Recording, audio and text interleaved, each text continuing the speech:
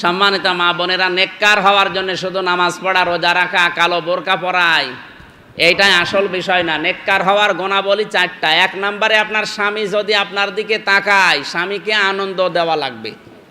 সে যেভাবে হোক, সাজগোজ করে হোক, কথাবার্তা দিয়ে হোক, ইয়ারকি আড্ডা করে হোক, অথবা কাতুকুতু দিয়ে হলো আনন্দ দেবে। হাসবে না মানে মুরব্বী, তাই কি মুরব্বীকেও কাতুকুতু দেবে। এমনকি কোনো স্ত্রী যদি স্বামীর সাথে আনন্দ করতে গিয়ে দাঁত বের করে, যেই কয়টা দাঁত বের হবে ওই কয়টা সওয়াব হবে। স্বামীর সামনে হাসে না, দাঁত বের করা আসার সময় দেখছে অনেকে হাসাহাসি করছে। আপনার দাঁত বের করা এখানে দরকার কি? দাঁত বের করবেন স্বামীর সামনে, তাই বলে আবার 32টা বের করে রেখেন না। মনে করছে দেখালেই সওয়াব, হা করে পড়ি আস কি গো, মুখ আমার আর বন্ধ হবে না, যত দাঁত দেখবো তত সওয়াব। এটা না, 6টা দাঁতের কথা পর্যন্ত তিরমিজি শরীফে আছে। যদি 6টা পর্যন্ত কোনো মহিলার দাঁত বের হয়ে যায় হাসতে গিয়ে, 6টা নফল হজের সওয়াব পাওয়া যাবে। তাহলে 1 নম্বরে স্বামী বাইরে থেকে আসলে তাকে আনন্দ দেওয়া লাগবে, সাজগোজ, কথাবার্তারা, ইয়ারকি আড্ডা, হাসি তামাশা যাই বলেন। 2 নম্বরে স্বামীর অনুমতি ছাড়া বাইরে প্রবেশ করা জায়েজ নেই মেয়েদের জন্য। যদি কেউ মারাও যায়, যাক, স্বামী অনুমতি না দিলে যাওয়া যাবে না। কারণ কবুল বলার পরে আপনি এখন আর কারণে, এখন ওই লোকটার, আপনার সব দায়িত্ব তার। আপনি যদি বাইরে যেতে চান, উনি সাথে থাকা লাগবে, অথবা 14 জনের একজন সাথে থাকা লাগবে। কয়জন? 14 জন পুরুষ মানুষের সাথে একটা মহিলার দেখা করা জায়েজ আছে। যে 14 জনের সাথে বিবাহ হারাম, তার ভেতরে স্বামী আছে না নেই? অবশ্যই আছে। স্বামীর সাথে তো বিবাহ করা কি? তার ভেতরে আছে বাবা, ছেলে, ভাই, এরপরে ভাইয়ের ছেলে, আপন ভাইয়ের ছেলে, বোনের ছেলে, মেয়ের জামাই। মেয়ের জামাইয়ের শাশুড়ি শাশুড়ি বিয়ে করতে পারবে? পারবে না। এরকম 14 জনের নাম সূরা নেসার 21, 22, 23 নম্বর আয়াতগুলোতে আছে। যেহেতু সময় অল্প তো, আর আমি আবার চলে যাবো, এই জন্য তাড়াতাড়ি শেষ করতে চাচ্ছি। এই 14 জন মহিলার সাথে পুরুষের দেখা করা জায়েজ। একটা মহিলা যদি হজেও যেতে চায়, আর এই 14 জনের যদি একজনও সাথে না থাকে, ওর ফরজ হজ করারও দরকার নেই, দরকারে বদলি হজ করাবে। এর পাচ্ছেন? স্বামী কি জিনিস, তার কাছে অনুমতি ছাড়া আপনি চলে যাচ্ছেন, সে খুলনায়, এখান থেকে খুলনা কমপক্ষে 100 কিলোর উপরে না, 103 কিলো, 48 মাইলের উপরে গেলে স্বামী ছাড়া বাইরে যাওয়া বা 14 জন ছাড়া বাইরে যাওয়া জায়েজ নেই। আর আপনি রাজনৈতিক মিটিং করতে চলে যাচ্ছেন 150 কিলোমিটার, আপনার সাথে কি আছে? যেখানে হজ করতে যাওয়া পর্যন্ত জায়েজ না, সেখানেও মিটিংয়ে চলে যাচ্ছে। এই জন্য তো অধিকাংশ সন্তানগুলো আর বাবার মতো হয় না, হয় না তার মতো। কি গো, বিয়ে করি আমি আর ছেলে হয় ওর মতো? আমি আর নিচে নামলাম না, কথা বুঝতেছেন তো? হবে না, কি হবে? কারণ ও চলে গেছে কত দূর, 103 কিলো, ওর সাথে কে? ওই 14 জনের কেউ নেই। তাহলে একজন মহিলা স্বামী ছাড়া, স্বামীর অনুমতি ছাড়া সফরের দূরত্বের বাইরে হজ হলেও যেতে কথা বলা লাগবে। এটা নেককার মহিলার গুণাবলী। আজ এটা নেই। ভারতের এই সিরিয়াল দেখে দেখে ওরা নিজেই এখন শাহিনশাহ, একাই 100। 3 নম্বরে স্বামী যেটা পছন্দ করবে, ওটা যদি আপনার ক্ষতিও হয়ে যায়, তাও আপনাকে ওইটা পছন্দ করা লাগবে, যদি জায়েজ হয়। কথা বুঝতেছেন? এই ডিস্টার্ব করো কেন? স্বামী যেটা পছন্দ করে, ওটা যদি আপনার ক্ষতিও হয়ে যায়, দুনিয়ার কোনো ক্ষতি, কিন্তু ওটা যদি জায়েজ হয়, তাহলে আপনাকে মেনে নেওয়া লাগবে, আপনাকেও পছন্দ করা লাগবে ওইটা। আমি সহ এই যে এটাও তো কিন্তু স্বামী, এইটাও স্বামী। প্রত্যেকটা স্বামী আমরা চাই বিয়ের পরে আমাদের মা বাবা আমাদের সাথে থাকবে, অথবা আমরা আমাদের মা বাবার সাথে থাকব। কথা বলে না কেন? কিন্তু আজ 100টার 98টা মহিলা এটা চায় না। বিয়ের পরেই মনে হয় যে সব আমারে দখল করে নিয়েছে, মা বাবা ডিলেট। এরকম মহিলা কি দেশে নেই? না, আপনি নামাজ পড়ে রোজা রেখে কালো বোরকা পরে নেককার হতে পারেননি, পারবেনও না। কারণ এটা স্বামী পছন্দ করে, এটা তো হারাম না, এটা কি জায়েজ। কথা বলেন? আর আপনার ক্ষতি হলেও এটা আপনাকে পছন্দ করা লাগবে, কারণ এটা পছন্দ করেছে আপনার স্বামী নিজে, যে মা বাবার সাথে থাকবে। পছন্দ এমনি করছে না, ও জানে যে এর পেছনে কত শ্রম তার মা বাবার আছে। ও নিজে যেহেতু একটা সন্তান প্রতিপালন করছে, ও জানছে যে কি জিনিস এটা, আমার পেছনেও আমার মা বাবা ঠিক এইভাবেই শ্রম দিয়েছিল। কথা বলেন ঠিক কিনা? এই জন্য স্বামী যেটা পছন্দ করে, মা বোনেরা, ওটা যদি জায়েজ হয়, আর আপনার চক্ষু দৃষ্টিতে, বাহ্যিক দৃষ্টিতে যদি দেখেন যে একটু ক্ষতি হয়ে যাচ্ছে, ক্ষতি হয় হোক, অন্য দিক থেকে আল্লাহ আপনাকে দিয়ে দেবে। 4 নম্বরে, স্বামী যাদেরকে পছন্দ করে না এরকম কোনো মানুষ আপনি বাড়িতে আসতে দেবেন না। স্বামী, আমার মনে হয় অনেক স্বামী পছন্দ করে না যে বউ দেওয়ারের সাথে বসে বসে আর কি আড্ডা দিক, এটা পছন্দ করে। কিন্তু অনেক বউ আছে স্বামী চলে গেলে এই কাজ করে। আমার মনে হয় একটু বেশি বলে ফেললাম, এরকম বউ দেশে নেই?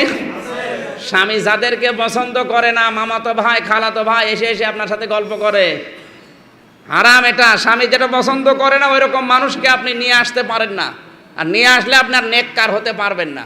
নেককারের পরিবর্তে যেটা আছে ওইটা হবে। নেককার মহিলার দাম কত নবীজি জানিয়েছেন, আর দুনিয়া কুল্লুহা মাতাউন ওয়া খায়রু মাতাউদ দুনিয়া ইমরাতুস সালিহা। পৃথিবীর সব কিছু সম্পদ, এর ভেতরে উত্তম সম্পদ হচ্ছে আল্লাহওয়ালা মেয়ে মানুষ। আল্লাহওয়ালা মেয়ে মানুষের গুণ কয়টা বললাম? সবাই বলেন, আর একবার বলেন। বিয়ে যারা করেছেন তারা বলেন 4টা। 1 নম্বরে, স্বামীকে আনন্দ দেওয়া লাগবে। এখন যদি বলেন আনন্দ দেব কি দিও, জীবনে আমার একটা পাউডার দেয় না, এরকম স্বামীও আছে। ও কি স্বামী না ফেরা মানে কারণ ফেল। পুরুষ মানুষ যারা এখানে আছেন, সমর্থ অনুযায়ী আপনার স্ত্রীর সাজগোজ করার জন্য যদি আপনি কিছু কিনে দেন, ওই টাকার হিসাব আল্লাহর কাছে দেওয়া লাগবে না। আমি আজকে মাগরিবের পরে কোন জায়গায় যেন আলোচনা ছিল, ওখানে বলেছিলাম যে 3 প্রকার খরচের হিসাব আল্লাহ নেবে না। তার ভেতরে 1 নাম্বার, পরিবারস্থ লোকদের জন্য যে খরচ করবেন এই টাকার হিসাব আল্লাহ কিয়ামতে ধরবে না। সুবহানাল্লাহ বলেন। সুবহানাল্লাহ বলছেন, দিয়ে বলছেন তো। এই জন্য পরিবারস্থ লোকদের জন্য সামর্থ্য অনুযায়ী তার সাজগোজের জন্য তার যা লাগে এগুলো যদি কিনে দেন, সে সোনো পাউডার আরও যা আছে, এই হিসাব আল্লাহ কিয়ামতে আপনার কাছে নেবে না। কারণ এগুলো দিয়েছেন আপনি পরিবারের জন্য। কার জন্যে? যদি কেউ শালীর জন্য দেয় তাও হিসাব দেওয়া লাগবে না। এই জায়গায় হিসাব দেওয়া লাগবে। একজন পুরুষের জন্য পৃথিবীতে সবচাইতে ভয়ঙ্কর বিপজ্জনক 2টা মহিলা। কয়টা? একজন পুরুষের জন্য একটা হচ্ছে ভাবি আর একটা শালী। ভাবি আছে কার? হাত তোলেন তো দেখি। ঠিক আছে, আচরণটা ভালো করে কর, কারণ বাইরের লোকের চাইতে ভেতরের লোক দিয়ে ক্ষতি হওয়ার সম্ভাবনা বেশি। 2 নম্বরে শালী। 2 নম্বরে বলেন আপনার শালী নেই? ঠিক আছে। একজন মহিলার জন্য 2 জন পুরুষ মানুষ ভয়ঙ্কর নবীজি জানিয়েছেন। 1 নম্বরে দেওর, 2 নম্বরে দুলাভাই। 1 নম্বর কি? দেবর। কি নবীজি জানিয়েছেন, এই পৃথিবীর ময়দানে দেবর হচ্ছে আজরাইলের মতো মৃত্যু সমতুল্য। আজরাইলকে যেমন দেখলে ভয় পাও, দেবর দেখলে এরকম ভয় পাবা। আর এখন দেবরের সাথে আল্লাহ রাস্তায় চলাফেরা করে। আপনি দেবরের সাথে যে যাচ্ছেন, আপনি কি নিরাপদ? বলেন।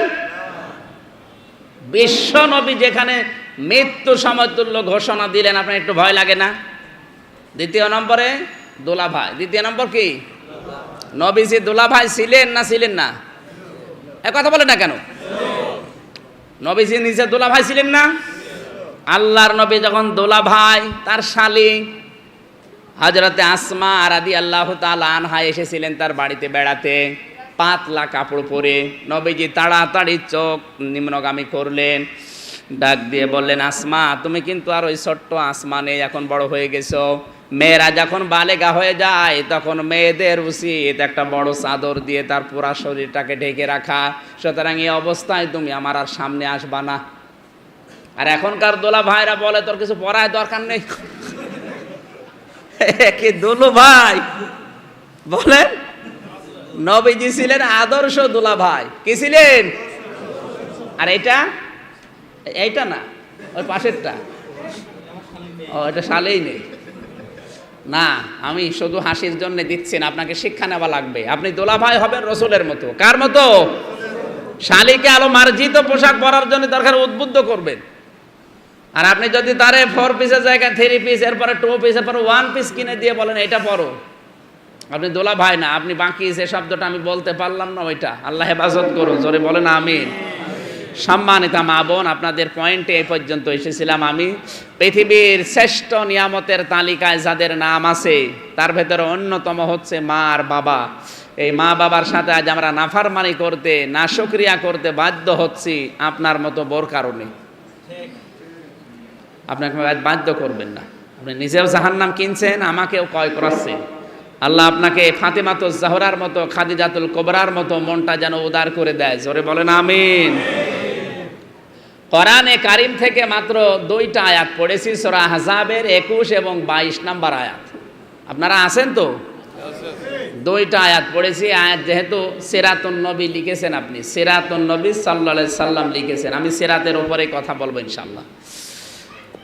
আল্লাহ রাব্বুল আলামিন বলেন, লাকাদ কানা লাকুম ফি রাসূলিল্লাহি উসওয়াতুন হাসানা, তোমাদের জন্য মহত্তম আদর্শ লুকিয়ে রেখেছি আমি রাসূলুল্লাহর জীবনে। কার জীবনে? সবাই বলেন। এই রাসূলুল্লাহকে সবাই আদর্শ পাবে না, 3টা গুণ যাদের ভেতরে আছে তারা পাবে। লিমান কানা ইয়ারজুল্লাহ, যারা দুনিয়ার যে কোনো কাজ করে আল্লাহর জন্য। কার জন্য?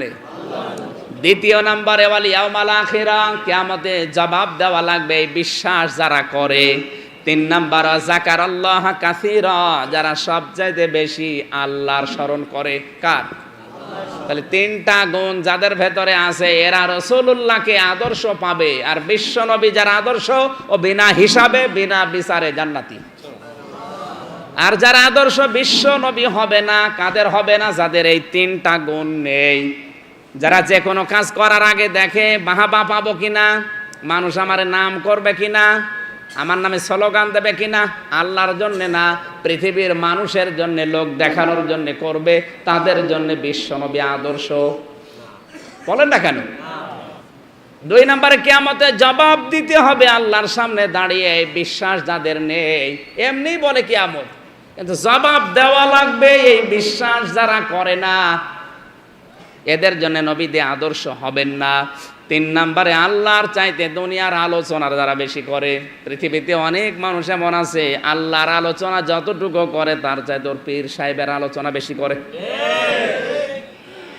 আপনি যদি আকাশ দিয়ে উড়িয়েও যান, তারপরও বিশ্ব নবীর মুহাম্মদুর রাসূলুল্লাহকে আপনি আদর্শ হিসাবে পাননি, পাবেনও না।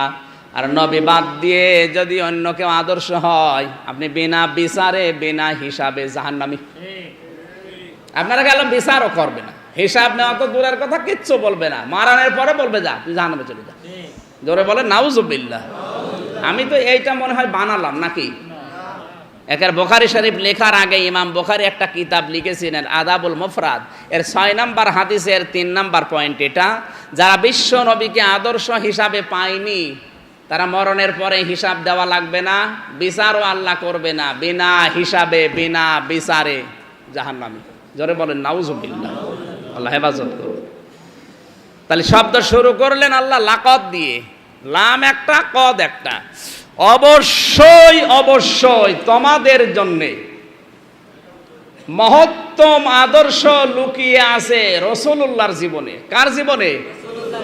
শব্দের দিকে খেয়াল করেন, আল্লাহ কিন্তু এখানে মুহাম্মদ ইবনে আব্দুল্লাহ বলে নাই, বলেছে রাসূলুল্লাহ। এখন রাসূলুল্লাহ হলেন কত বছর বয়সে? হ্যাঁ, উনি রাসূল হয়েছিলেন কি জন্মের পরেই? কয় বছর? তাহলে আপনাকে মানা লাগবে আদর্শ হিসাবে 40 বছর থেকে যতদিন রাসূল ছিলেন। কতদিন ছিলেন? 63 বছর। এই 23 বছর আপনাকে মানা ফরজ। ফরজ না ফরজে আইন। রাসূলুল্লাহকে মানা কিন্তু ফরজে আইন, নামাজ পড়ার মতোই। এই 23 বছরে যা যা করেছেন আপনাকে তাই করা লাগবে। যদি দিনাই করেন যদি আপনি না মানতে চান কি হবে? যালিকা বিআন্নাহুম কারিহু মা আনজালাল্লাহু ফাহাবাতা আমালুহুম। সূরা মুহাম্মদের 9 নম্বর আয়াত। আমার নাজিল কিনা কোনো বিধান মানে না এমন না, যদি কেউ অপছন্দ করে তার জীবনের সব আমল আমি আল্লাহ নষ্ট করে দেই। জোরে বলেন নাউজুবিল্লাহ। এই জন্য বিশ্ব নবীকে মানা লাগবে। তিনি যখন নবী হয়েছেন, নবী হয়েছিলেন কিন্তু জন্মের পরে না, হয়েছিলেন 40 বছর বয়সে ছিলেন, 63 বছর বয়স পর্যন্ত তাকে মানা লাগবে। আবার বলছি 40 থেকে 63 কত বছর হয়? সবাই বলেন। এর আগেও কিন্তু 23 বছর আছে তার জীবনে। 17 বছরে তিনি যখন হিলফুল ফজল তৈরি করেন, ওই থেকে 40, 17 থেকে 40 ও 23 হয়, 23 না? কিন্তু বাস্তবতা কি? আগের এই 23-এ কোনো পরিবর্ধন করতে সমাজে তিনি পারেননি, কারণ তিনি তখন রাসূলুল্লাহ না, তিনি তখন মুহাম্মদ ইবনে আব্দুল্লাহ। এই মানুষটাই যখন রাসূল হয়ে গেলেন, হাতে পেলেন কোরআন, তখন 40 থেকে 63, এই 23-এ তিনি এত পরিবর্তন করেছিলেন। জীবনের শেষ ভাষণে এই লোকটা 1,14,000 সাহাবীর সামনে ভাষণ দিয়েছিলেন। জোরে বলেন সুবহানাল্লাহ। বরকত কিসের? মানুষ তো একই ছিল। এবার আমার প্রশ্ন হচ্ছে, তিনি যতদিন মুহাম্মদ ইবনে আব্দুল্লাহ ছিলেন ততদিন পুরো আরব জাহানে তার কোনো শত্রু ছিল? সবাই তাকে এক বাক্যে বলতো আল আমিন আস সাদিক। একই মানুষ যখন 40 বছরে রাসূলুল্লাহ হয়ে গেলেন, তখন তার শত্রুর অভাব হয়নি। আমির হামজা, যতদিন আমির হামজা ছিল তখন সমস্যা হয়নি, যখনই মুফতি আমির হামজা হয়েছে তখন সমস্যা না? আমি ঝিনাইদহ আসি না তা নাই, ওই সেই 9 সাল থেকে শুরু করে 13 সাল পর্যন্ত একাধারে কত জায়গায় এসেছি আল্লাহ শুধু ভালো জানে। আর জান হাজির হাত ধরে এসেছিলাম এক পীরের দরবারে, ওই শৈলকুপার ভেতরে। আমারে তুলে দিয়ে বলছে শিরিক আর বেদাতের উপরে আলোচনা করেন। পীর সাহেবের পায়ে শুনলাম যে মেয়েরা সেজদা দিচ্ছে, এটা শিরিক না? শুরু করলাম ওর নাম নিয়ে, কিছুক্ষণ পরে পীর সাহেব বলছে আমার দরবার গেল তাড়াতাড়ি ওর নাম। কোন পীর জানো নিয়ে এসেছিলে? সরাবাড়ি। ওই থেকে শুরু। আমি ঝিনাইদহ আসি না তা না, 9 সাল থেকে শুরু। আমার কোনো গ্রাম আমার মনে হয় শৈলকুপায় আমার বাদ নেই। প্রত্যেক গ্রামে টাকা দিত 300 টাকা, আমার 280 টাকা খরচ, 20 টাকা থাকতো। আর সেই শৈলকুপায় এখন 30,000 টাকা দিয়েও পাচ্ছে না, তাও 2 বছর পরে একটা ডেট হয়। সম্মানিত ভাইরা, আমি আসি নাই তা না, ঝিনাইদহ জেলা আমার একেবারে চষা আছে। ওই সময় কিন্তু সমস্যা ছিল না, মানুষ ঘরে ঘরে নিয়ে আসতো। আর এখন পুরা জেলা মিলে এক জায়গায় আসতে দেয় না। আমির হামজা তো একই আছে, শুধু নামের আগে মুফতি লেগেছে। কি লেগেছে? তাহলে নবীজি যতদিন মুহাম্মদ ইবনে আব্দুল্লাহ ছিলেন তার যেমন শত্রু ছিল না, যখন রাসূলুল্লাহ হলেন শত্রুর অভাব হয়নি। আজ যারা বলছেন আমরাও তো নবীওয়ালা কাজ করি, আমাদের তো কিছু হয় না, না, আপনি নবীওয়ালা কাজ করেন না, আপনি করেন মুহাম্মদ ইবনে আব্দুল্লাহর কাজ। এই জন্য আপনার কোনো সমস্যা নেই। যে সমস্ত পীরগুলো বাংলাদেশে বলে আমরাও তো কিছু করি, কয় আমাদের তো কোনো বাধা নেই, তোমার এত বাধা হয় কেন? আপনি করেন, কিন্তু মুহাম্মদ ইবনে আব্দুল্লাহর কাজ করে। মুহাম্মদ ইবনে আব্দুল্লাহ যে ভালো কাজ করে নাই বিষয়টা এমন না, উনিও কিন্তু এই 1 থেকে 40 বছর পর্যন্ত সত্য কথাই বলতেন। কথা বলেন না কেন? 1 থেকে 40 বছরে মিথ্যা কথা বলেছিলেন? মানুষের উপকার করা, ঘর বানিয়ে দেওয়া, এই সমস্ত কাজগুলো উনি করেননি? এগুলো তো রাসূলুল্লাহর কাজ না, এগুলো মুহাম্মদ ইবনে আব্দুল্লাহর কাজ। ওই কাজ যারা করেছে এখন করছে, তাদের কোনো শত্রু নেই, তাদেরও মানুষ আলামিন বলে ডাকে, যে ভালো মানুষ। কিন্তু ওই মানুষটাই যদি 40 থেকে 63 এই 23 বছর অনুসরণ করতে চায়, তারেও হয়তো নবীর মতো 3 বছর জেলখানায় থাকা লাগতে পারে, তারেও দেশ থেকে তাড়িয়ে দিতে পারে। কথা বলেন। বিশ্ব নবীকে 82 বার এই 23 বছরে হত্যা করার চেষ্টা